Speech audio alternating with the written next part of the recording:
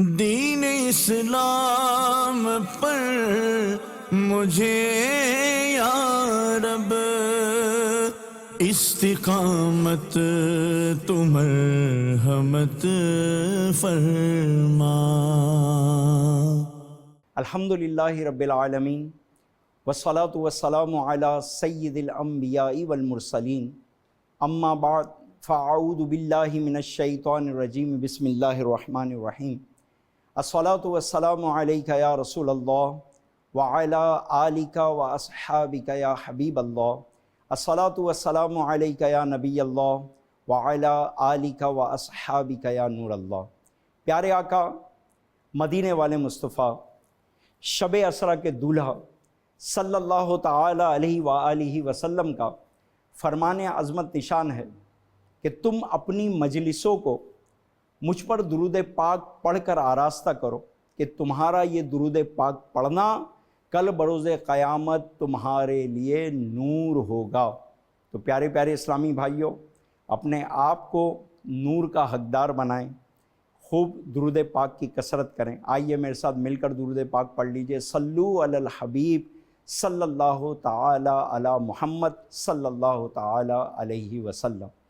پیارے پیارے اور میٹھے میٹھے اسلامی بھائیوں، الحمدللہ جیسا کہ آپ جانتے ہیں کہ اس پروگرام میں اسلام میں عورتوں کا مقام، اسلام میں عورتوں کے قصص، ان کی بہادری کے قصے، ان کی اسلام میں خدمت کے قصص اس پروگرام میں بیان کیے جاتے ہیں، اور ان قصص سے ملنے والے مدنی پھول، ان قصص سے ملنے والے اسباق بھی اس پروگرام میں ہم سنتے ہیں۔ تو آئیے ایک بہت ہی پیارا اور بڑا ہی سبق آموز قصہ آج ہم انشاءاللہ عز و جل سنیں گے۔ حضرت سیدنا اسلم رضی اللہ تعالی عنہ ارشاد فرماتے ہیں کہ سیدنا عمر فاروق رضی اللہ تعالی عنہ راتوں کو مدینہ شریف میں دورہ فرمایا کرتے تھے، اور یہ دورہ اس لیے ہوا کرتا تھا کہ دیکھا جائے کہ رعایا کس حال میں ہے۔ سبحان اللہ، کیا مبارک دور تھا، اور کیا اس دور کے بادشاہ ہوا کرتے تھے، کیا اس دور کے امیر ہوا کرتے تھے کہ اپنی رعایا کے حال احوال کے لیے تو آپ دورہ فرما رہے تھے، اور راستے میں ایک گھر سے ماں اور بیٹی کے مکالمے کی آواز آ رہی تھی۔ سیدنا اسلم رضی اللہ تعالیٰ عنہ فرماتے ہیں کہ ماں جو ہے وہ بیٹی سے کہہ رہی تھی، بیٹی دودھ میں پانی ملا دو۔ بیٹی کہنے لگی کہ کیا آپ نہیں جانتی کہ امیر المومنین سیدنا عمر فاروق رضی اللہ تعالیٰ عنہ نے کیا حکم فرمایا ہے؟ ماں نے کہا کہ بیٹی آپ بتا دو کیا حکم فرمایا ہے۔ بیٹی کہنے لگی کہ امیر المومنین عمر فاروق رضی اللہ تعالیٰ عنہ نے یہ حکم جاری کیا ہے کہ کوئی دودھ میں پانی نہیں ملائے گا۔ ماں کہنے لگی کہ بیٹا اس وقت کون سا امیر المومنین سیدنا عمر فاروق رضی اللہ تعالیٰ عنہ تمہیں دیکھ رہے، تو میں تمہیں کہہ رہی ہوں دودھ میں پانی ملاؤ۔ وہ کہنے لگی امی جان، یہ صحیح ہے کہ عمر فاروق رضی اللہ تعالیٰ عنہ ابھی نہیں دیکھ رہے، لیکن میں ایسی منافقت نہیں کر سکتی کہ سیدنا عمر فاروق رضی اللہ تعالیٰ عنہ کے سامنے تو ان کی اطاعت کروں اور پیچھے سے ان کی نافرمانی کروں، اور اگرچہ سیدنا عمر فاروق رضی اللہ تعالیٰ عنہ نہ بھی دیکھ رہے ہو، لیکن اللہ تبارک و تعالیٰ عز و جل تو دیکھ رہا ہے۔ سبحان اللہ، اس بچی کا، اس لڑکی کا خوف خدا دیکھیے کہ وہ اپنی ماں سے کہہ رہی ہے کہ گو کہ عمر فاروق رضی اللہ تعالیٰ عنہ نہیں دیکھ رہے، لیکن میرا رب تو مجھے دیکھ رہا ہے، تو میں ایسا کیسے کر سکتی ہوں۔ سیدنا عمر فاروق رضی اللہ تعالیٰ عنہ نے سیدنا اسلم رضی اللہ تعالیٰ عنہ سے فرمایا کہ اسلم اس گھر کو یاد رکھنا، اور آپ واپس چل پڑے۔ سیدنا اسلم رضی اللہ تعالیٰ عنہ فرماتے ہیں کہ صبح امیر المومنین سیدنا عمر فاروق رضی اللہ تعالیٰ عنہ کے پاس میں گیا، مجھے انہوں نے بلایا اور فرمایا کہ اسلم جا کر دیکھ کر آؤ اس گھر میں کون کون رہتا ہے، اور یہ بھی دیکھ کر آؤ کہ یہ لڑکی جو ہے کنواری ہیں یا شادی شدہ۔ سیدنا اسلم رضی اللہ تعالیٰ عنہ گئے، دیکھ کر آئے، اور آپ نے واپس آ کر اطلاع دی کہ میں اس گھر کی طرف گیا، اس کے بارے میں معلومات حاصل کی، تو پتہ چلا کہ اس گھر میں ایک بیوہ عورت اور ان کی بیٹی رہتی ہے، اور وہ بیٹی جو ہے غیر شادی شدہ ہے، کنواری ہے۔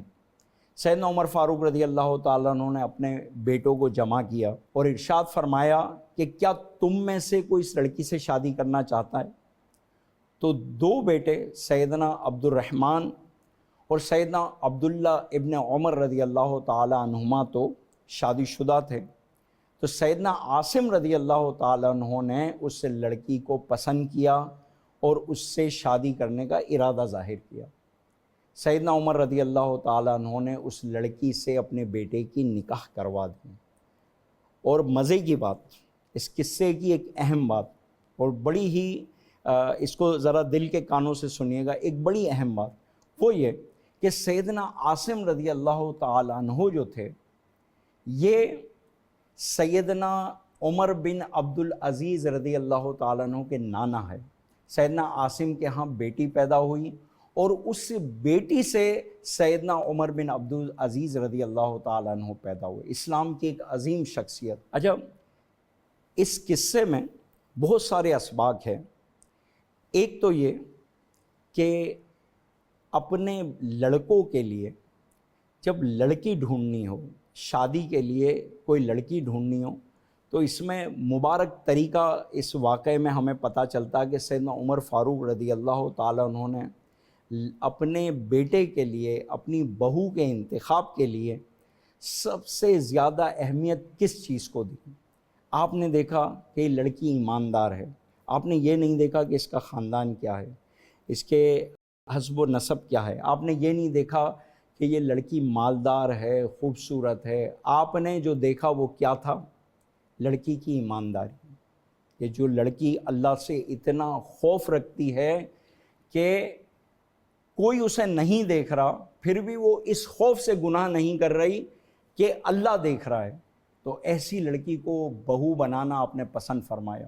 اس میں ان ماں باپ کے لیے بہت سارا سبق ہے جو صرف اور صرف بہو کے اندر خوبصورتی تلاش کرتے ہیں، یا خاندان، حسب و نسب، بڑا خاندان تلاش کرتے ہیں کہ جناب بیٹے کا نکاح امریکہ میں ہو گیا تو میرا بیٹا جو ہے امریکہ چلا جائے گا لڑکی کے ساتھ، یا میرے بیٹے کا نکاح جناب فلاں افسر کی بیٹی سے ہو گیا تو میرا بیٹا جناب ہو سکتا ہے کہ اس کو بھی کہیں سرکاری نوکری مل جائے، یا جناب میرے بیٹے کی شادی امیر لڑکی سے ہو گئی تو بہت سارا جہیز ملے گا اور جناب بڑی دولت ہاتھ آئے گی وغیرہ۔ یہ آج کل ہمارے یہاں معاشرے میں چلن ہے، آپ سب جانتے ہیں کہ لڑکی کے انتخاب میں کن کن چیزوں کو سب سے اوپر رکھا جاتا ہے۔ اچھا، یہ تو کوئی سوچتا ہی نہیں۔ آج کل کا معاشرہ جو ہم دیکھتے ہیں عام طور پہ، کہتے ہیں لڑکی ماشاءاللہ بڑی خوبصورت ہے، فلاں کی بیٹی ہے، بھائی فلاں خاندان سے اس کا تعلق ہے، لیکن اگر ان سے پوچھا جائے کہ بھائی آپ نے یہ دیکھا کہ دیندار کتنی ہے، اس کا عقیدہ کیا ہے، یا جناب کم از کم 5 ٹائم کی نمازیں پڑھتی ہے نہیں پڑھتی، پردے دار ہیں یا نہیں ہیں، کہتے ہیں نہیں وہ تو مسئلہ نہیں ہے، پردے کا تو مسئلہ نہیں، گھر میں آئے گی پردہ کرنے لگی۔ نہیں بھائی، دیکھیں لڑکی کے انتخاب میں آپ کی نسل چلنی ہے اس لڑکی سے۔ بچے کی پہلی جو درسگاہ ہے وہ ماں کی گود ہے، آپ کی نسل اس بچی سے چلنی ہے، تو آپ لڑکی دیکھنے جا رہے ہیں تو سب سے پہلے تو یہ ہونا چاہیے کہ یہ چیز غور کریں کہ کیا وہ باپردہ ہے، باحیا ہے، 5 وقتہ نمازی ہے، اس کا عقیدہ کیا، یہ ساری چیزیں دیکھنی چاہیے۔ لیکن بہت افسوس کے ساتھ کہنا پڑتا ہے کہ آج کل کے معاشرے میں ان چیزوں کو پس پشت رکھ دیا جاتا ہے۔ عام طور پہ دیکھا یہی جاتا ہے کہ خوبصورت ہے، مالدار ہے، بس انف، اتنا کافی ہے، فلاں خاندان سے تعلق ہے، عام طور پہ یہ دیکھا جاتا ہے۔ لیکن اس واقعے میں ہمارے لیے سبق ہے کہ سیدنا عمر فاروق رضی اللہ تعالیٰ عنہ جو بہو تلاش کر رہے ہیں تو انہوں نے کیا دیکھا؟ انہوں نے یہ دیکھا کہ میری بہو جو ہے اللہ سے ڈرتی، اللہ کی ناراضگی والا کام نہیں کر سکتی، چاہے میں اکیلے ہوں، امیر المومنین نہیں دیکھ رہے لیکن میرا رب مجھے دیکھ رہا ہے۔ یہ چیز حضرت عمر فاروق رضی اللہ تعالیٰ عنہ نے دیکھی۔ نمبر 2 یہ کہ اس میں ایک اور سبق ہے، ایک تاریخ ہے، دیکھیں کہ ماں باپ اگر نیک اور صالح ہوں گے تو بچے پھر سیدنا عمر بن عبد العزیز رضی اللہ تعالیٰ عنہ جیسے پیدا ہوں گے۔ آج کل تو سائنس بھی کہتی ہے کہ آپ جناب جو کام مائیں کر رہی ہوتی ہے اس کا اثر جو ہے بچے پر ہوتا ہے۔ جب ایام حمل چل رہے ہوں تو علماء کرام تو فرماتے ہیں، لیکن آج سائنس بھی کہتی ہے کہ جناب غلط کام نہ کیے جائیں، الٹے کام نہ کیے جائیں. کوئی عورت گناہ کرتی ہے تو اس کا اثر بچے پہ پڑتا ہے، بچے پہ پڑتا ہے. تو جب ماں جو ہے، ماں باپ ایسے ہوں گے، جب تربیت ایسی ہوگی تو پھر بچے عمر بن عبدالعزیز رضی اللہ تعالیٰ عنہ جیسے پیدا ہوں گے. تو اگر ہم چاہتے ہیں کہ ہماری اولاد نیک بنے، ہم چاہتے ہیں کہ ہماری نسلیں نیک بنیں، تو اپنے بچوں کی نکاح نیک لڑکیوں سے کروائیں. اپنے بچوں کے نکاح کرواتے ہوئے، چاہے لڑکی والے ہوں یا لڑکے والے ہوں، نیک لڑکے اور نیک لڑکیوں کو ڈھونڈیں اور اس سے نکاح کروائیں اگر آپ چاہتے ہیں کہ آپ کی نسل نیک ہو. تو سیدنا عاصم رضی اللہ تعالیٰ عنہ کی بیٹی کے ہاں سیدنا عمر بن عبدالعزیز رضی اللہ تعالیٰ عنہ جیسی اولاد ہوئی. تو ماں باپ کا اثر تھا، ماں باپ کا اثر تھا. اچھا آئیے، اس میں ایک بہت بڑا سبق جو کہ اصل سبق ہے جو سیکھنے کا ہے، وہ کیا ہے؟ وہ یہ ہے کہ اللہ دیکھ رہا ہے. خدا کی قسم اگر یہ تصور بن جائے کہ اللہ دیکھ رہا ہے، ہم سے گناہ نہ ہو، ہم گناہ چھوڑ دیں. یقین کریں، اللہ تبارک و تعالی عز و جل قرآن مجید میں ارشاد فرماتا ہے وَهُوَ مَعَكُمْ أَيْنَمَا كُنْتُمْ وَاللَّهُ بِمَا تَعْمَلُونَ بَصِيرٌ. اللہ تبارک و تعالی عز و جل ارشاد فرماتا ہے اور وہ تمہارے ساتھ ہے جہاں بھی تم ہو، اور اللہ تمہارے کام دیکھ رہا ہے.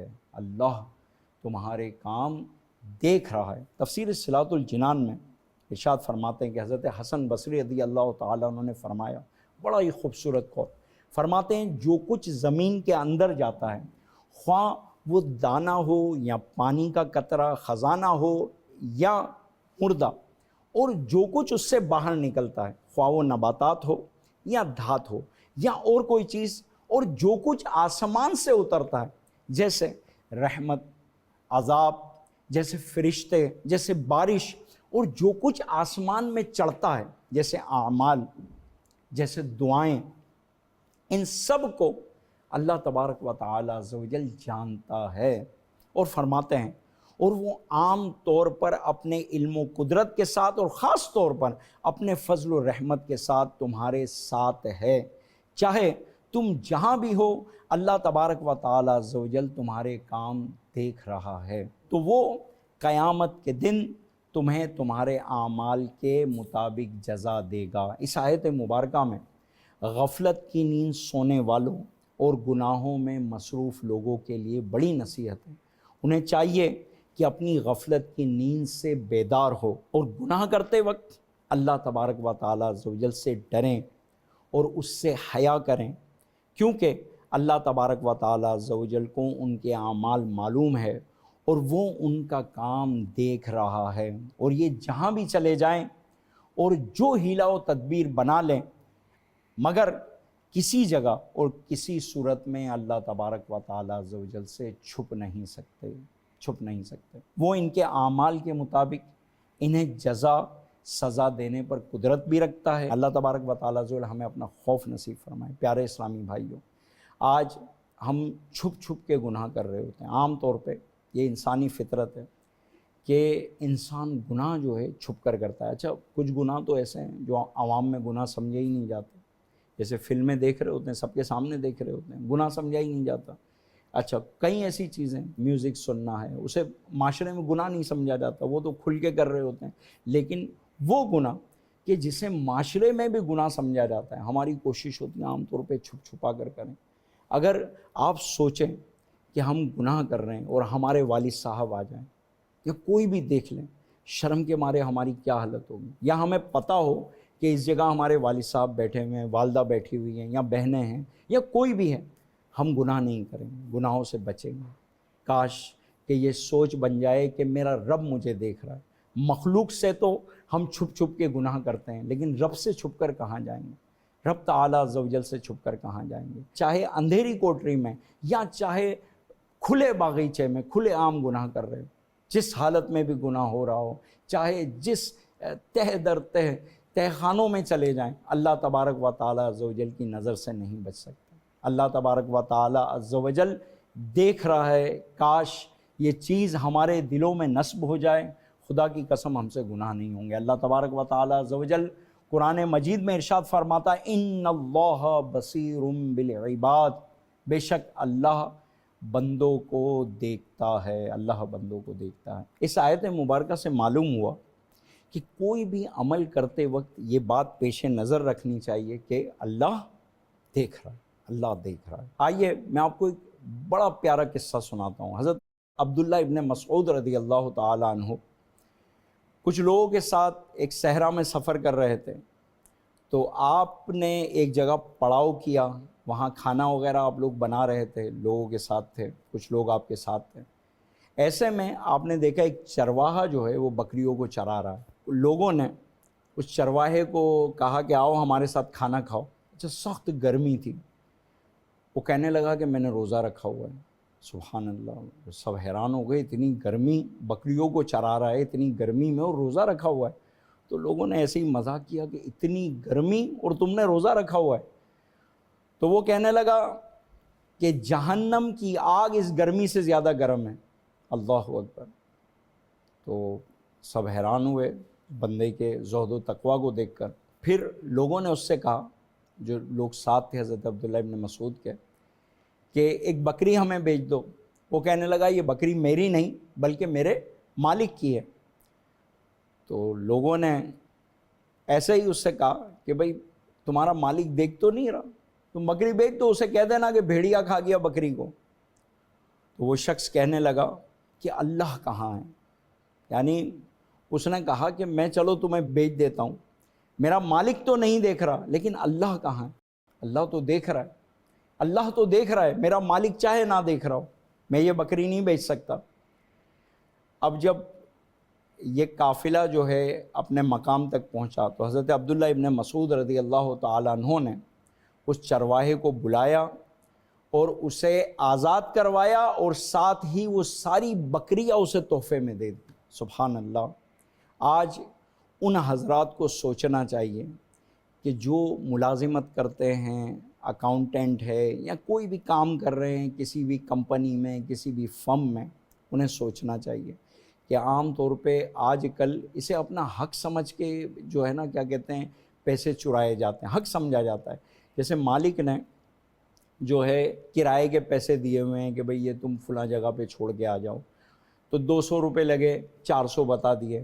پیٹرول کے پیسے دیے کہ یار تم اسکوٹر میں پیٹرول بھروا لینا، 500 کا خرچہ ہوا، 1000 لکھ کر دے دیا، اور اسے اپنا حق سمجھا۔ بڑے فخر سے بتاتے بھی ہیں، کہتے ہیں کہ یار وہ میری تنخواہ تو 30,000 ہے اور اوپر کی کمائی وغیرہ سب ملا کر 40۔ واٹ مین بائی اوپر کی کمائی؟ انہیں سوچنا چاہیے، اس چرواہے سے سبق حاصل کرنا چاہیے اور اس حکایت سے سبق حاصل کرنا چاہیے کہ اللہ دیکھ رہا ہے۔ اگر یہ سوچ ہوگی، خدا کی قسم ہم سے گناہ نہیں ہوگا۔ آج ہم گناہ کیسے ہو جاتے ہیں ہم سے، کہ اللہ سے جو حیا ہونی چاہیے، اللہ سے جو شرم ہونی چاہیے کہ اللہ دیکھ رہا ہے، وہ شرم و حیا ہم سے چلی گئی۔ آج گناہ کرتے ہوئے ہمیں خیال نہیں آتا کہ اللہ دیکھ رہا ہے، اللہ دیکھ رہا ہے۔ پیارے پیارے اسلامی بھائیوں، آخر اس تصور کو کیسے اپنے دلوں میں راسخ کیا جائے کہ اللہ دیکھ رہا ہے؟ اس کو کیسے راسخ کیا جائے؟ اصلاح باطن کے لیے فکر مدینہ کی ترغیب دیتے ہوئے امیر اہل سنت دامت برکاتہم العالیہ کا ایک بڑا پیارا فرمان ہے، اسے ہمیں اپنے دل کے مدنی گلدستے میں سجا لینا چاہیے۔ وہ فرمان کیا ہے؟ فرماتے ہیں کہ باطن کی اصلاح کے لیے ضروری ہے کہ ہمارا ذہن بن جائے کہ اللہ دیکھ رہا ہے۔ اچھا، اور بھی طریقے ہیں اس چیز کو اپنے دل میں بٹھانے کے لیے۔ روزانہ کم از کم 12 مرتبہ صبح، 12 مرتبہ شام یہ کلمہ دہرائے کہ اللہ دیکھ رہا ہے۔ انشاءاللہ عز و جل ایک وقت آئے گا کہ یہ چیز دل میں راسخ ہو جائے گی۔ جب بھی گناہ کا خیال آئے، یہ تصور کیا جائے کہ اللہ دیکھ رہا ہے۔ اور بھی کئی طریقے ہیں، خاص طور پہ یہ کلمات جو ہے، یہ کلمات اپنے گھر میں مختلف جگہوں پہ جہاں جہاں ہماری نظر جاتی ہے، جن دیواروں پہ، وہاں واضح طور پہ لکھوا لیے جائیں۔ وہ کلمات کیا ہے؟ آئیے میں عرض کرتا ہوں۔ اللہ معی، اس کا مطلب ہے کہ اللہ تعالیٰ میرے ساتھ ہے۔ اللہ ناظر الیہ، کہ اللہ تبارک و تعالیٰ عز و جل مجھے دیکھ رہا ہے۔ تیسرا، اللہ شاہدی، اللہ میرا گواہ ہے۔ انشاءاللہ عز و جل اگر یہ کلمات ہم نے مختلف دیواروں پہ گھر میں لگائے ہوئے ہیں تو ہمیں بار بار یاد آتا رہے گا کہ اللہ دیکھ رہا ہے، اور ہم گناہوں سے بچنے میں، اللہ کی رضا کو حاصل کرنے میں انشاءاللہ کامیاب ہو جائیں گے۔ پھر حجت اسلام سیدنا امام محمد غزالی رحمۃ اللہ تعالیٰ علیہ فرماتے ہیں کہ ایک شخص نے سیدنا جنید بغدادی رحمۃ اللہ تعالیٰ علیہ سے پوچھا، نگاہیں نیچی رکھنے پر میری کون سی بات مدد کر سکتی ہے؟ یہ فرمان بڑا ہی قابل غور فرمان ہے، یقین کریں، اس کو بڑی توجہ سے سنیے گا۔ تو آپ نے فرمایا، یہ ذہن بناؤ کہ جس کی طرف تم نظر کر رہے ہو اس سے پہلے تمہیں ایک دیکھنے والا دیکھ رہا ہے۔ ایک دیکھنے والا یعنی اللہ عز و جل دیکھ رہا ہے۔ تم جس کی طرف نظر کر رہے ہو تو تمہیں اس پر نظر کرنے سے پہلے ایک دیکھنے والا دیکھ رہا ہے، اور وہ کون ہے؟ اللہ تبارک و تعالی عز و جل کی ذات۔ جب یہ خیال آئے گا تو انسان گناہ کی طرف نہیں دیکھے گا، گناہ کی طرف دھیان جائے اور یہ خیال آئے کہ میں حرام دیکھ رہا ہوں اور مجھے کوئی دیکھنے والا دیکھ رہا ہے، تو یقین جانیے کہ انسان جو ہے حرام دیکھنے سے بچ جائے گا، حرام سننے سے بچ جائے گا، حرام کرنے سے بچ جائے گا۔ تو ایک کاش یہ بات ہمارے دل و دماغ میں راسخ ہو جائے کہ اللہ دیکھ رہا ہے۔ تو پیارے پیارے اسلامی بھائیو، آئیے نیت کرتے ہیں کہ انشاءاللہ عز و جل ہم اپنے دلوں کے مدنی گلدستے میں یہ پھول سجا لیں گے کہ اللہ دیکھ رہا ہے، اور آئندہ یہ چیز اپنے دلوں میں راسخ کر لیں گے اور گناہوں سے بچنے کی کوشش کریں گے۔ اللہ تبارک و تعالی عز و جل ہمیں خوف خدا عز و جل نصیب فرمائیں، اپنا خوف نصیب فرمائیں۔ اسی کے ساتھ اجازت چاہتے ہیں، انشاءاللہ عز و جل کل نئے ایپیسوڈ کے ساتھ، نئی حکایت کے ساتھ، نئے قصے کے ساتھ آپ کی بارگاہ میں حاضر ہوں گے۔ دین اسلام پر مجھے یا رب استقامت تو مرحمت فرما۔